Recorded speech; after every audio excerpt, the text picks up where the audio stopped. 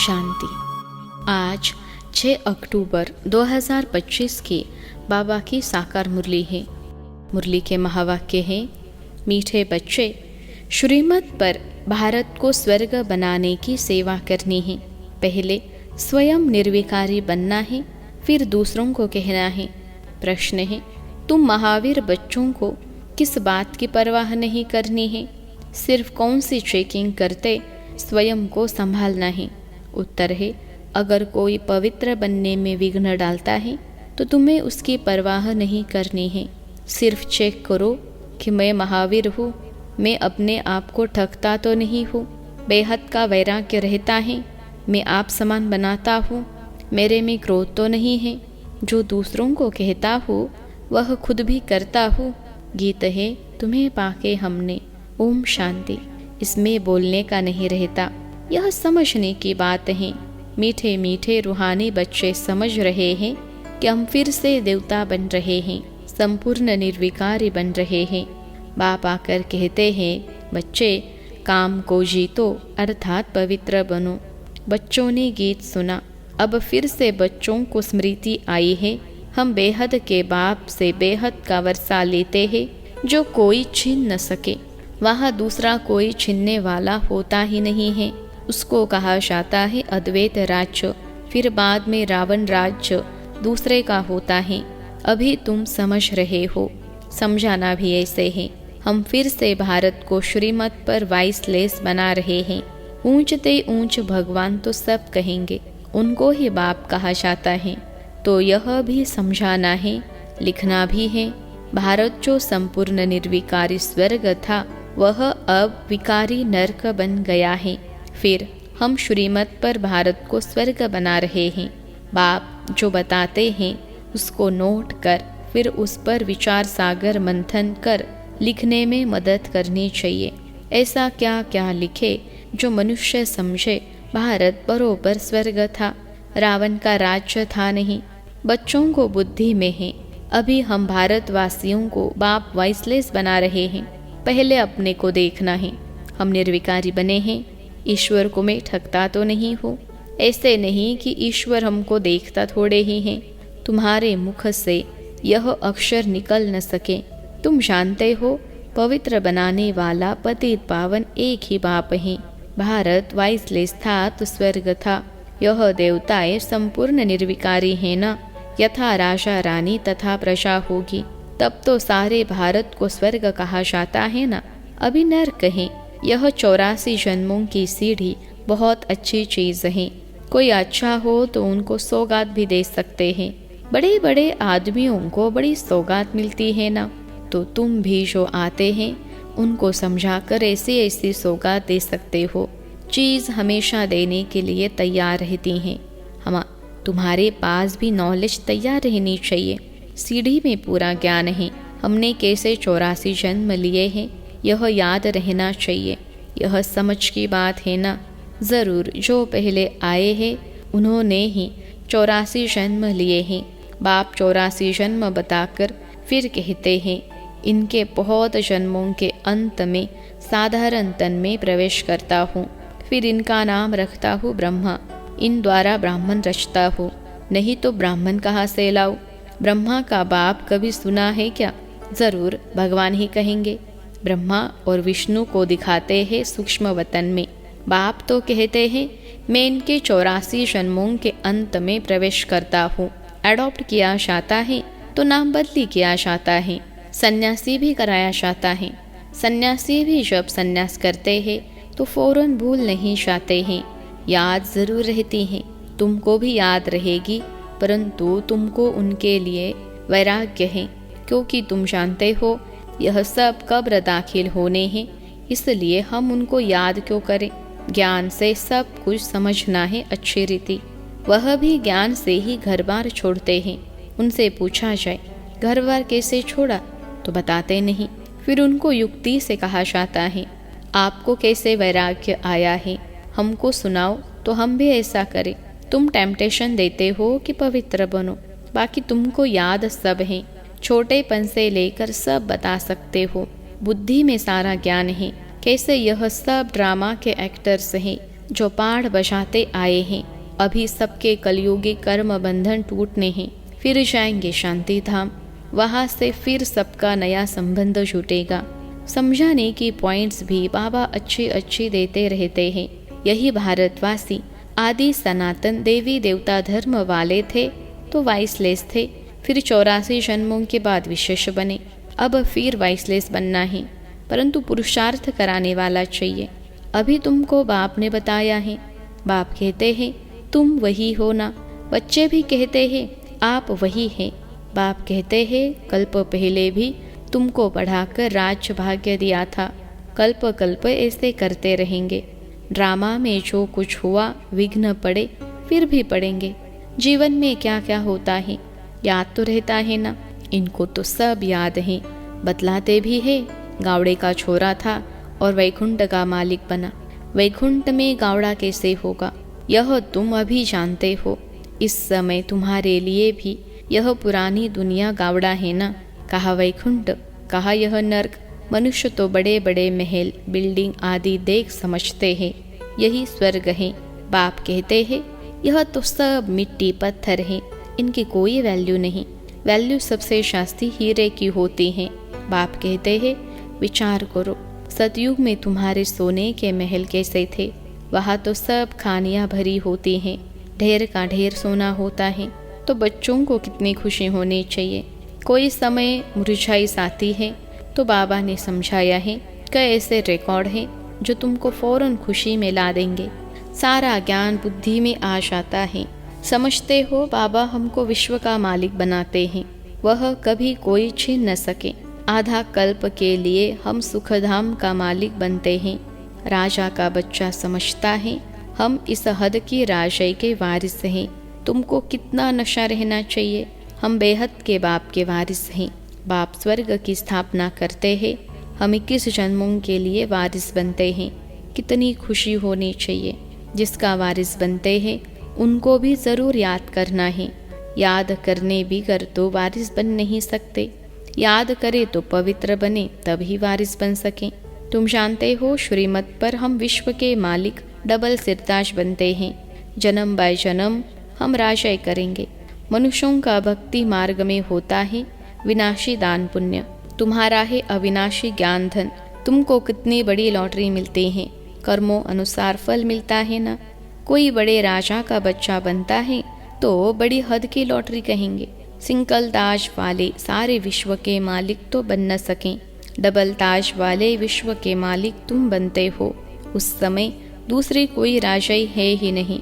फिर दूसरे धर्म बाद में आते हैं।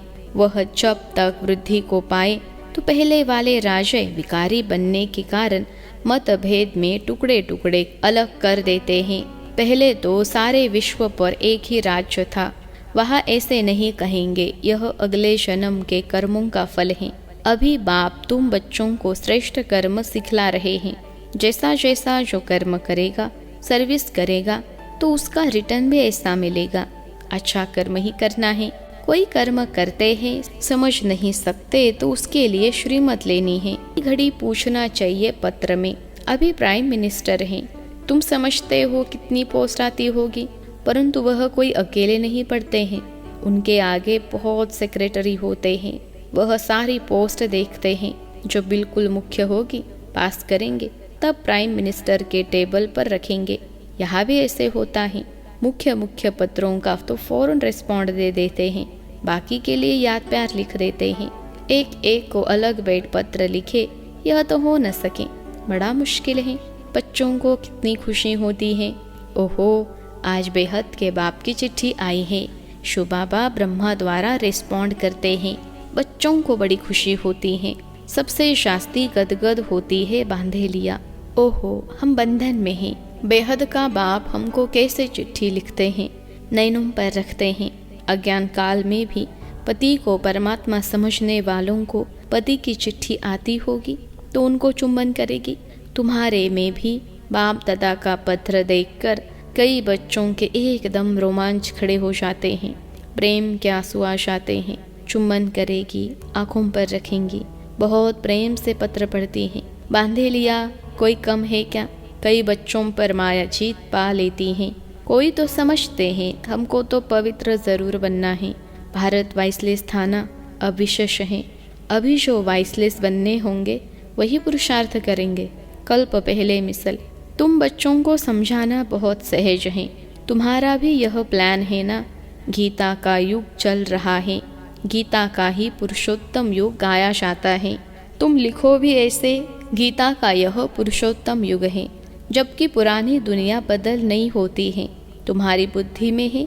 बेहद का बाप जो हमारा टीचर भी है, उनसे हम राजयोग सीख रहे हैं। अच्छी रीति पढ़ेंगे तो डबल सिरताज बनेंगे। कितना बड़ा स्कूल है। राजय स्थापन होती है, प्रजा भी जरूर अनेक प्रकार की होगी। राजय वृद्धि को पाती रहेगी।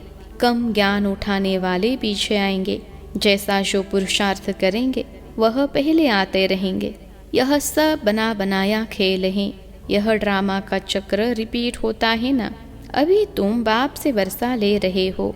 बाप कहते हैं पवित्र बनो। इसमें कोई विघ्न डालता है तो परवाह नहीं करनी चाहिए। रोटी टुकड़ा तो मिल सकता है ना। बच्चों को पुरुषार्थ करना चाहिए तो याद रहेगी। बाबा भक्ति मार्ग का मिसाल बताते हैं। पूजा के टाइम बुद्धियोग बाहर में जाता था तो अपना कान पकड़ते थे, चमाट लगाते थे। अब तो यह ही ज्ञान। इसमें भी मुख्य बात है याद की। याद न रहे तो अपने को थप्पड़ मारना चाहिए। माया मेरे ऊपर जीत क्यों पाती? क्या मैं इतना कच्चा हूँ? मुझे तो इन पर जीत पानी है। अपने आप को अच्छी रीति संभालना है। अपने से पूछो, मैं इतना महावीर हूँ? औरों को भी महावीर बनाने का पुरुषार्थ करना है। जितना बहुतों को आप समान बनाएंगे तो ऊंच दर्जा होगा। अपना राज्य भाग्य लेने के लिए रेस करनी है। अगर हमारे में ही क्रोध है तो दूसरे को कैसे कहेंगे कि क्रोध नहीं करना है? सच्चाई नहीं हुई ना। लज्जा आनी चाहिए। दूसरों को समझाए और वह ऊंच बन जाए, हम नीचे ही रह जाए, यह भी कोई पुरुषार्थ है? पंडित की कहानी। बाप को याद करते तुम इस विषय सागर से क्षीर सागर में चले जाते हो। बाकी यह सब मिसाल बाप बैठ समझाते हैं, जो फिर भक्ति मार्ग में रिपीट करते हैं। भ्रमरी का भी मिसाल है। तुम ब्राह्मणिया होना। बी के यह तो सच्चे सच्चे ब्राह्मण हुए। प्रजापिता ब्रह्मा कहाँ है? जरूर यहाँ होगा ना, वहाँ थोड़े ही होगा। तुम बच्चों को बहुत होशियार बनना चाहिए। बाबा का प्लान है मनुष्य को देवता बनाने का। यह चित्र भी है समझाने के लिए। इनमें लिखत भी ऐसी होनी चाहिए। गीता के भगवान का यह प्लान है ना। हम ब्राह्मण हैं चोटी। एक की बात थोड़े ही होती है। प्रजापिता ब्रह्मा तो चोटी ब्राह्मणों की हुई ना। ब्रह्मा है ही ब्राह्मणों का बाप। इस समय बड़ा भारी कुटुंब यानी परिवार होगा ना, जो फिर तुम देवी कुटुंब में आते हो। इस समय तुमको बहुत खुशी होती है क्योंकि लॉटरी मिलती है। तुम्हारा नाम बहुत है। वंदे मातरम, शिव की शक्ति सेना तुम होना, वह तो सब है झूठे। बहुत होने के कारण मूंझ पड़ते हैं, इसलिए राजधानी स्थापन करने में मेहनत लगती है। बाप कहते हैं यह ड्रामा बना हुआ है, इनमें मेरा भी पार्ट है। मैं हूँ सर्वशक्तिमान। मेरे को याद करने से तुम पवित्र बन जाते हो। सबसे शास्त्री चुंबक है शिव बाबा, वही ऊंचते ऊंच रहते हैं। अच्छा, मीठे मीठे सिखिलते बच्चों प्रति माता पिता बाप दादा का याद प्यार और गुड मॉर्निंग। रूहानी बाप की रूहानी बच्चों को नमस्ते। हम रूहानी बच्चों की सिखिलते रूहानी माता पिता बाप दादा को याद प्यार, गुड मॉर्निंग और नमस्ते बाबा नमस्ते। धारणा के लिए मुख्य सार। पहली पॉइंट है सदा इसी नशे व खुशी में रहना है कि हम 21 जन्मों के लिए बेहद बाबा के वारिस बने हैं। जिनके वारिस बने हैं उनको याद भी करना है और पवित्र भी जरूर बनना है। दूसरी पॉइंट है बाप जो श्रेष्ठ कर्म सिखला रहे हैं वही कर्म करने हैं। श्रीमत लेते रहना है। आज का वरदान है स्थूल देश और शरीर की स्मृति से परे सूक्ष्म देश के वेशधारी भव। स्थूल देश और शरीर की स्मृति से परे सूक्ष्म देश के वेशधारी भव। विश्लेषण है जैसे आजकल की दुनिया में जैसा कर्तव्य वैसा वेश धारण कर लेते हैं, ऐसे आप भी जिस समय जैसा कर्म करना चाहते हो वैसा वेश धारण कर लो। अभी अभी साकारी और अभी अभी आकारी, ऐसे बहुरूपी बन जाओ तो सर्व स्वरूपों के सुखों का अनुभव कर सकेंगे। यह अपना ही स्वरूप है।